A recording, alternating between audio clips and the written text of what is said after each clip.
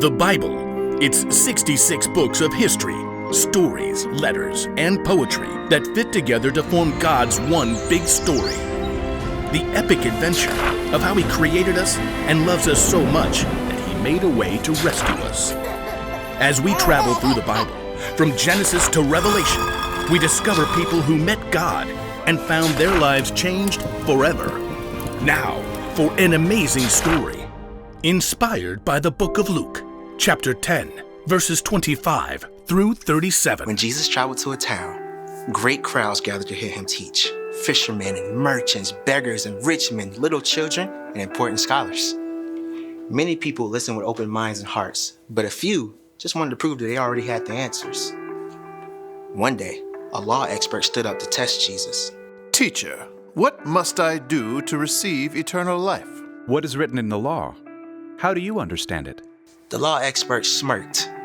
He can reel off the answers perfectly. Love the Lord your God with all your heart and with all your soul. Love Him with all your strength and with all your mind. And love your neighbor as yourself. The crowd was likely impressed. Clearly, this man's a well-studied scholar. You have answered correctly. Do that, and you will live. The law expert couldn't quite leave it at that. He wanted to know just how little he can do and still look good. By neighbor, are we talking someone within 50 feet of my house? Across the street? Not down the block, surely. I mean, really, who is my neighbor? Jesus didn't give the law expert a dictionary definition of neighbor. In fact, he gave a more creative answer. Jesus told a story. If he told that same story today, it might sound something like this. One day, a man prepared to make a trip from Jerusalem down to Jericho. No bus, no Uber. Looks like I'll be walking. The way was steep and rugged with many twists and huge rocks. That looks like a giant egg. And that one looks like a goat. That one looks like an excellent hiding place for robbers. Ah! Stick 'em up. Get his cash. Don't forget the new shoes.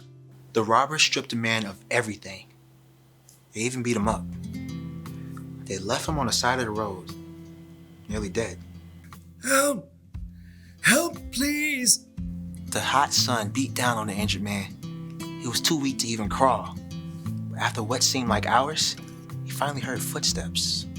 A preacher was traveling down a narrow road, practicing his next sermon. Now you may ask, why do we need to raise money for a brand new church building with an indoor swimming pool and covered parking for the pastoral Tesla? To do the Lord's work, of course. When the preacher saw the injured man ahead, he quickly shifted to the other side of the road. Water, please. Not really my department. That's pastoral care. I'll send a memo. The preacher quickly went on his way, still polishing his sermon notes. As the sun got lower in the sky, the injured man started to lose hope. But once again, he heard footsteps. Help me. A church worship leader was hurrying along the road, singing along with the music in his earbuds. A mighty fortress is our God, a bulwark never failing. The worship leader glimpsed the wounded man ahead, but pretending he hadn't seen a thing. He trotted to the other side of the road and kept right on going. Our helper, He amid the flood of mortal ills prevailing. The wounded man was desperate. The sun began to set as another traveler came along. The man tried to lift his head. Perhaps he could see the approaching stranger. Oh no. The stranger was a man from the nearby region of Samaria, even though they shared the same ancestors. The Jews and the Samaritans hated and mistrusted each other for hundreds of years. But unlike the preacher and the worship leader, the Samaritan stopped when he saw the wounded man. Oh, no.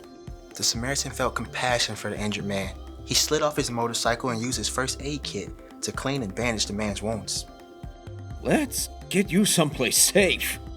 Carefully, the Samaritan laid the injured man across the back of his motorcycle. Easy now. You take it slow.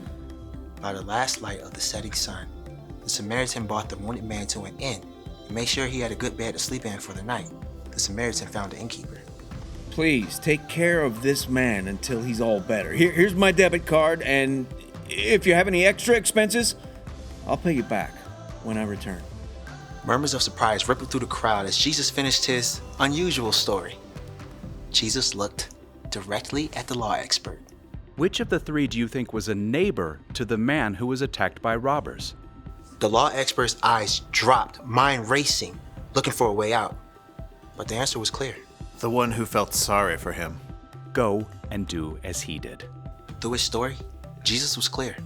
Your neighbor is not only someone who lives near you or is like you. Your neighbor is anyone who needs your help and kindness.